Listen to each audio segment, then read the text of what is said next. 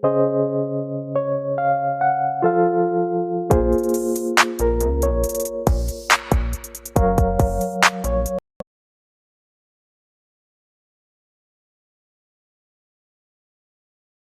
her membership of the club. First, you have some time to look at questions 1 to 5.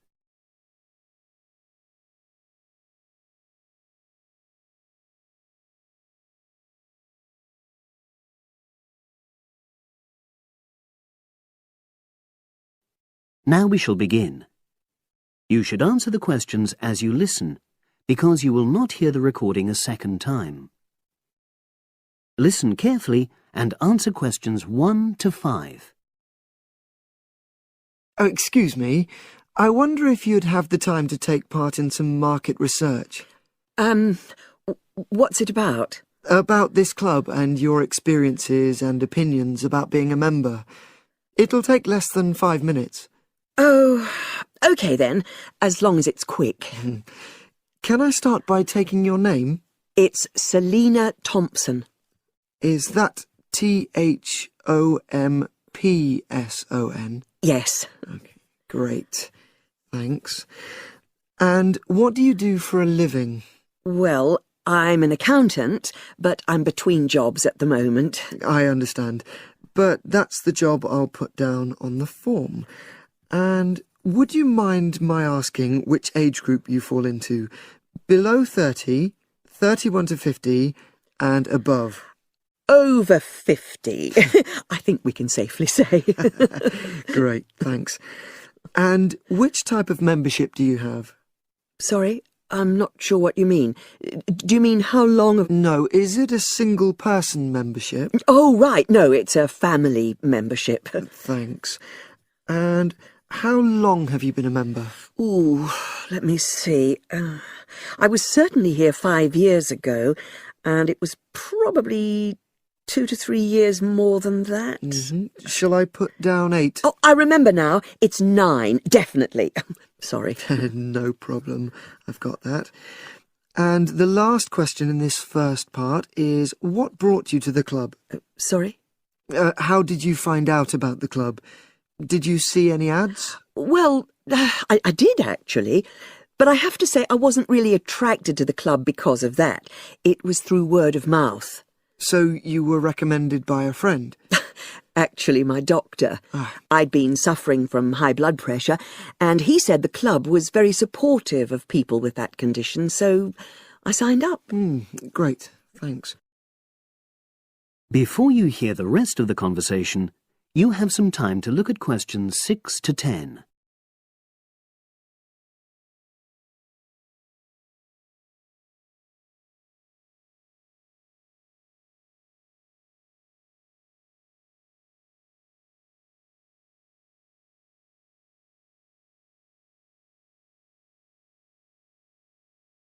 Now listen and answer questions 6 to 10. Now, for the second part of the form, I want to ask a bit more about your experience of the club. Sure. How often would you say you use the club? It varies enormously, depending on how busy I am. Of course. But on average, per month? I'd say it averages out at twice a week. OK, so 8 on average. Yeah, and 4 of those are aqua aerobics classes. That leads me to the next question. Would you say the swimming pool is the facility you make most use of? Fair to say that, yep. Right, thanks. And are there any facilities you don't use? One area I realise I've never used is the tennis courts. And there's one simple reason for that.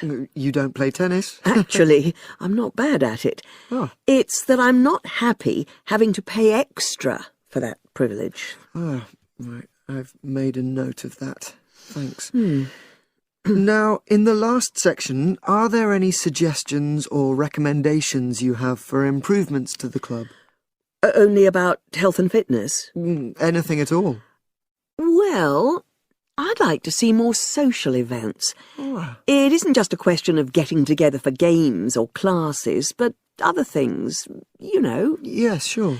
And another thing that I was thinking, when I had my yoga class in the gym last night, we were all sweltering in the heat, was that I think they should put in, or, you know... air conditioning. That's exactly what I mean. The rooms are really light and well designed, but they do need proper installations. Sure.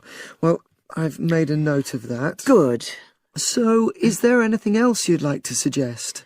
About quality of service, for example? Oh, everyone's very nice here. They couldn't be more friendly and helpful.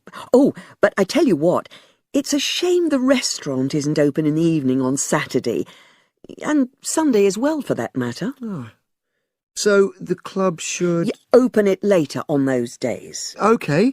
Well, thank you very much. That's all the questions I have.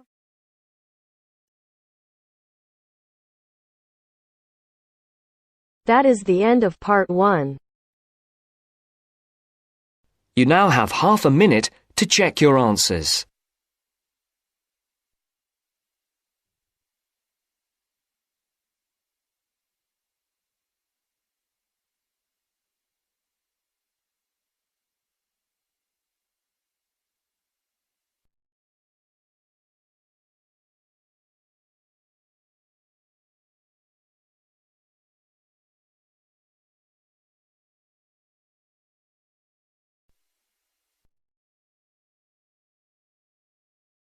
Now turns to part 2. Part 2. You will hear a job interview. First, you have some time to look at questions 11 to 15.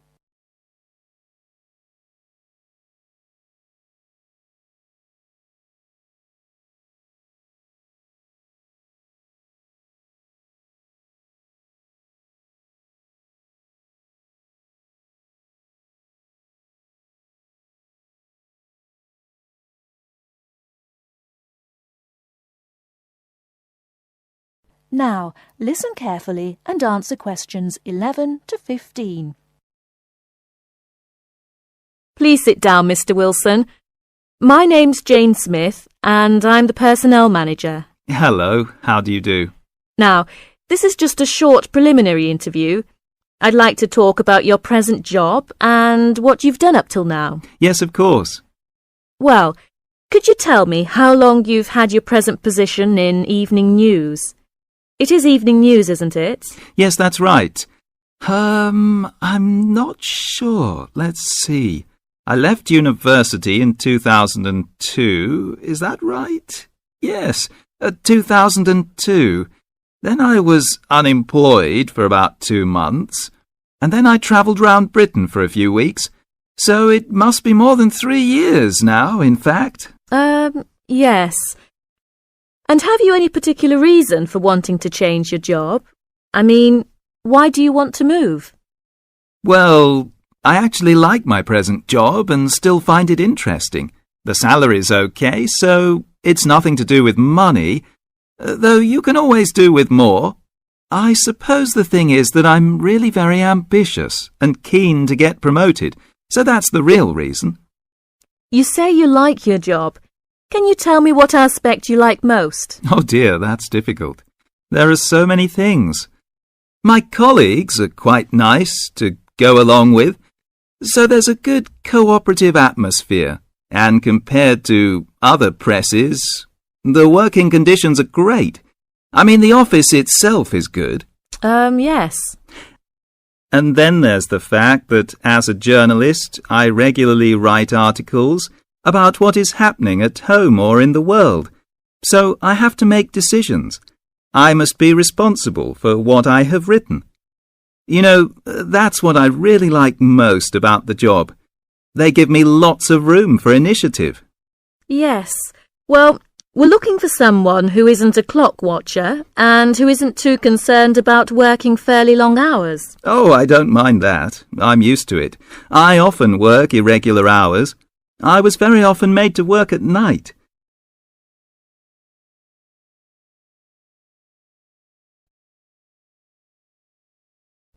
Before you hear the rest of the talk, you have some time to look at questions 16 to 20.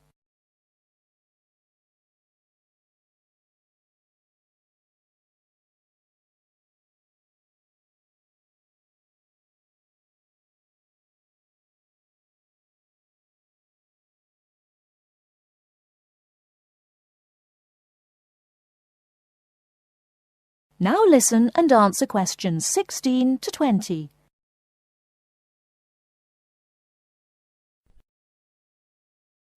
Hi, John. Are you nearly ready? Oh, no. I don't think I'm going to make it tonight. Why? I've got this assignment to finish for tomorrow.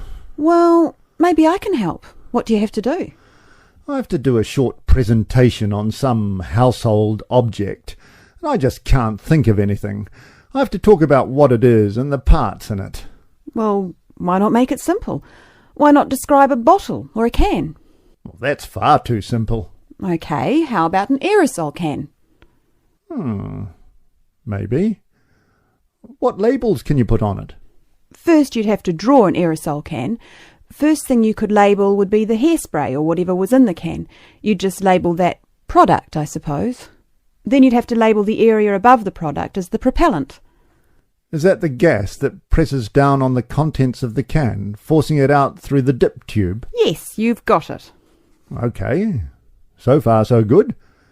Now, at the top of the aerosol, there are quite a few things to label, so I'd have to write quite small. Unless you drew a couple of lines and showed an enlarged picture of that area. Yes, that would work. Then I could start labelling from the top to the bottom. The first thing on the enlargement would be the nozzle. The what? The nozzle. You know, Nozzle. Then the seal. Right. Then all I'd need is the spring. No, you'd need to label the inlet first, then the final part would be the spring. Anyway, that's it. You've finished. We can go out now. Well, I have to type all that into the computer first, and draw the can. Oh!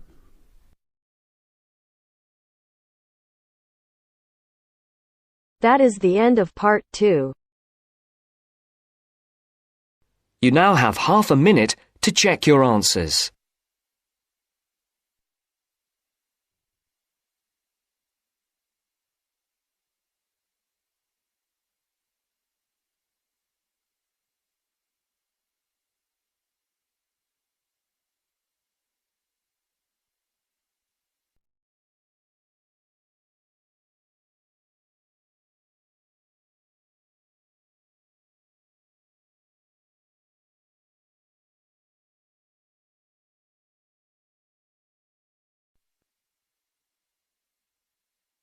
Now turns to part 3. Part 3.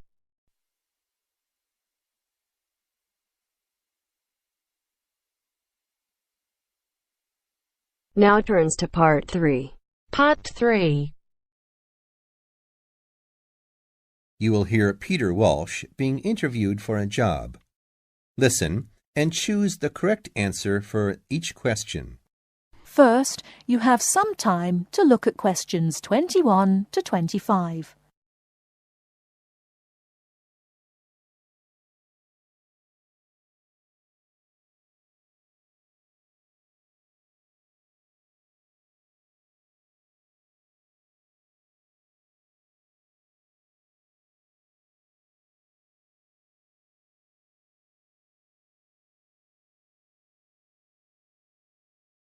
Now listen carefully and answer questions 21 to 25. Joanne! Hi, you must be Rob. Nice to meet you. So, I hear you're planning to visit Australia. Yeah, and I really wanted to talk to you because I was thinking of spending some time in Darwin, and my sister told me you're from there. That's right. So, tell me about it. Well, where shall I start? Well, Darwin's in what they call the top end, because it's right up at the northern end of Australia, and it's quite different from the rest of Australia in terms of cultural influences. In fact, it's nearer to Jakarta in Indonesia than it is to Sydney, so you get a very strong Asian influence there. That means we get lots of tourists. People from other parts of Australia are attracted by this sort of international cosmopolitan image. And as well as that, we've got the same laid-back atmosphere you get all over Australia. Probably more so, if anything, because of the climate. But what a lot of the tourists don't realize until they get there is that the city's also got a very young population. The average age is just 29, and this makes the whole place very buzzy. Some people think that there might not be that much going on as far as art, music, dancing, and so on are concerned, because it's so remote. I mean, we don't really get things like theater and opera in the same way as cities down in the south, like Sydney, for example, because of the transport expenses. But in fact, what happens is that we just do it ourselves. Lots of people play music, classical as well as pop, and there are things like artist groups and writers groups and dance classes. Everyone does something. We don't just sit and watch other people. You said it's very international. Yeah, they say there are over 70 different nationalities in Darwin. For instance, there's been a Chinese population there for over 100 years. We've even got a Chinese temple. It was built way back in 1887, but when a very bad storm, a cyclone in fact, hit Darwin in the 1970s, it was almost completely destroyed. The only parts of the temple that survived were part of the altars and the stone lions, but after the storm, they reconstructed it using modern materials. It's still used as a religious center today. But it's open to tourists, too, and it's definitely worth going to see it. Oh, and as far as getting around goes, you'll see the places that advertise bicycles for hire. But I wouldn't recommend it. A lot of the year, it's just so hot and humid. Some tourists think it'll be fine because there's not much in the way of hills, and the traffic's quite light compared with some places. But believe me, you're better off with public transport. It's fine and not expensive. Or you can hire a car, but it's not really worth it. What's the swimming like? Well, there are some good beaches, but the trouble is that there's this nasty creature called the box jellyfish, and if it stings you, you're in bad trouble. So you have to be very careful most of the year, especially in the winter months. You can wear a lycra suit to cover your arms and legs, but I wouldn't like to risk it even so, personally. And there are the saltwater crocodiles, too. I mean, I don't want to put you off. There are protected swimming areas netted off where you'll be safe from jellyfish and crocs, or there are the public swimming pools. They're fine, of course. Before you hear the rest of the talk, you have some time to look at questions 26 to 30.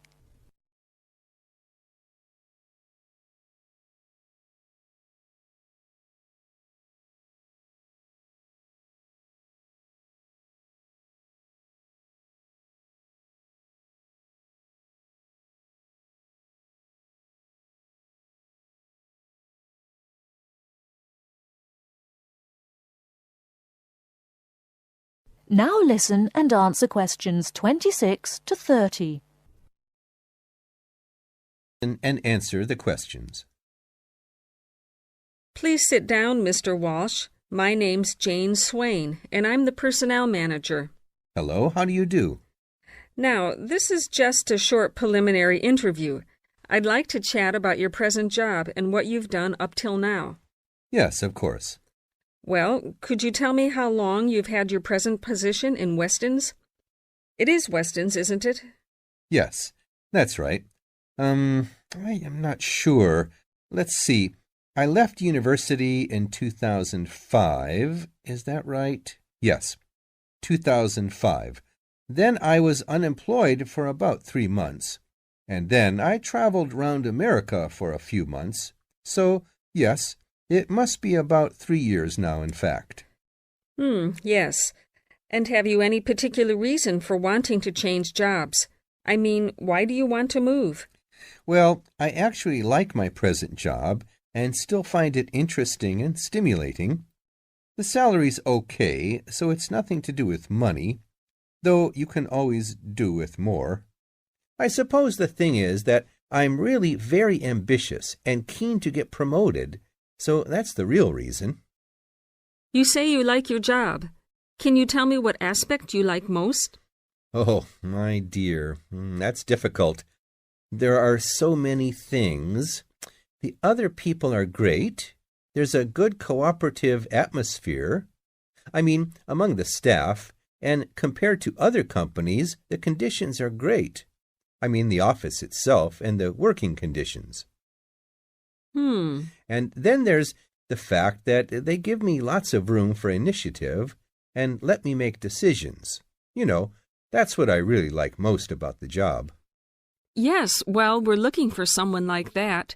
You know, someone who isn't a clock watcher and who isn't too concerned about working fairly long hours. Oh, I don't mind that. I'm used to it. And what about your education? You went to Manchester University, didn't you? Yes. After leaving school, I started a diploma course in design, but I decided to give it up and did an arts degree at university instead. Good. And have you done any courses since?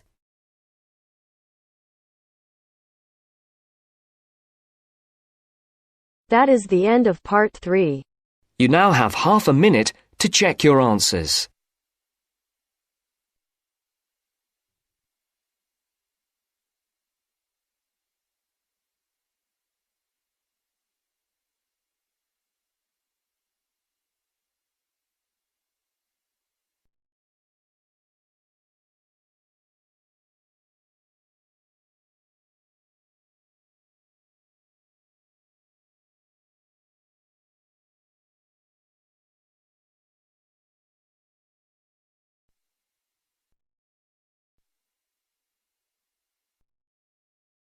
Now turns to part 4. Part 4. You will hear a lecturer talking about dust storms. First, you have some time to look at questions 31 to 36.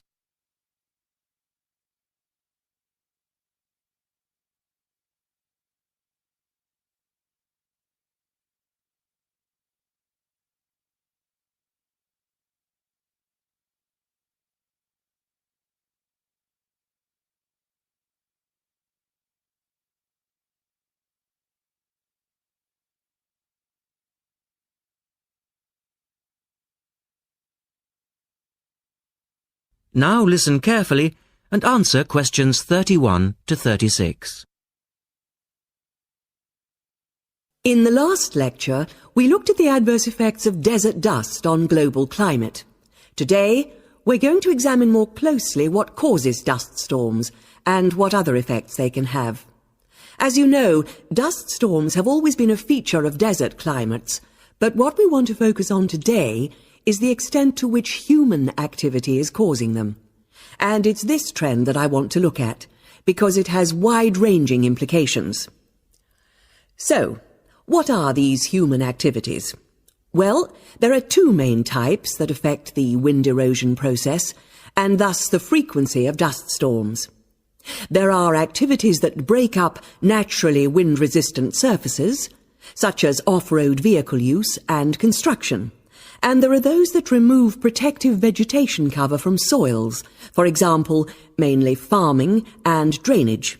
In many cases, the two effects occur simultaneously, which adds to the problem. Let's look at some real examples and see what I'm talking about. Perhaps the best-known example of agricultural impact on desert dust is the creation of the USA's Dust Bowl in the 1930s. The dramatic rise in the number of dust storms during the latter part of that decade was the result of farmers mismanaging their land. In fact, choking dust storms became so commonplace that the decade became known as the Dirty 30s. Researchers observed a similar but more prolonged increase in dustiness in West Africa between the 1960s and the 1980s, when the frequency of the storms rose to 80 a year, and the dust was so thick that visibility was reduced to 1,000 meters. This was a hazard to pilots and road users. In places like Arizona, the most dangerous dust clouds are those generated by dry thunderstorms. Here, this type of storm is so common that the problem inspired officials to develop an alert system to warn people of oncoming thunderstorms. When this dust is deposited, it causes all sorts of problems for machine operators. It can penetrate the smallest nooks and crannies and play havoc with the way things operate, because most of the dust is made up of quartz, which is very hard. Another example. The concentration of dust originating from the Sahara has risen steadily since the mid-1960s. This increase in wind erosion has coincided with a prolonged drought, which has gripped the Sahara's southern fringe. Drought is commonly associated with an increase in dust-raising activity, but it's actually caused by low rainfall, which results in vegetation dying off. In the second part, the speaker talks about the drying up of the Aral Sea. Look at questions 37 to 40 and complete the flowchart.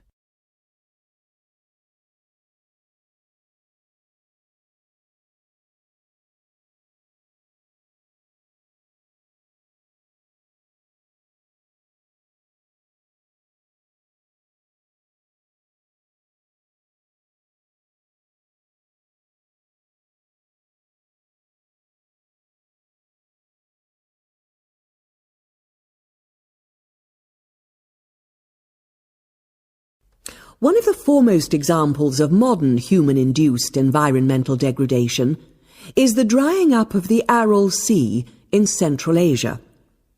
Its ecological demise dates from the 1950s, when intensive irrigation began in the then Central Asian republics of the USSR. This produced a dramatic decline in the volume of water entering the sea from its two major tributaries. In 1960, the Aral Sea was the fourth largest lake in the world, but since that time it has lost 2/3 of its volume. Its surface area has halved, and its water level has dropped by more than 216 metres.